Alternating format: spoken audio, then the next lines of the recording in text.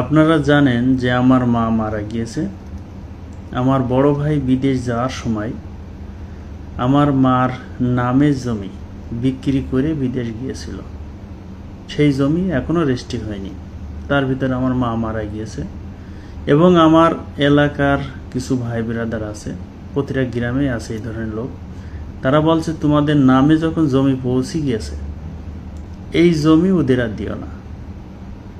তো আমি তাদের একটা কথাই বললাম যে দেখেন, বেচা গরু কিন্তু দাম হয় না। যে জিনিস বিক্রি হয়ে গেছে সেই জিনিস নেওয়া ঠিক হবে না, কারণ ওই ব্যক্তি যখন অভিশাপ দেবে আমার মাল লেগে যাবে। জমি তো বিক্রি করেছে আমার ভাই, আমি তার বেশি নিই। তারপরও আমি এই কাজ করেছি এবং এই কথা বলিস তাদের, আমার নামে যে জমিটুক আছে আমার নামে পৌঁছিয়েছে, এই জমিটুক তোমরা রেজিস্ট্রি করে নাও।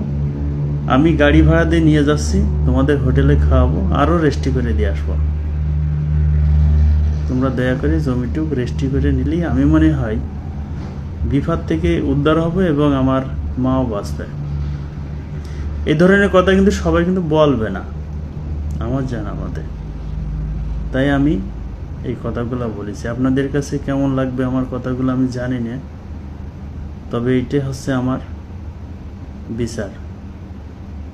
বিচার করতে কিন্তু 10 জন 20 জন লোক লাগে না। যদি সে সঠিক লোক হয়ে থাকে তার নিজের বিচার নিজেই করতে পারে, তেমনি আমি সেইটাই করেছি।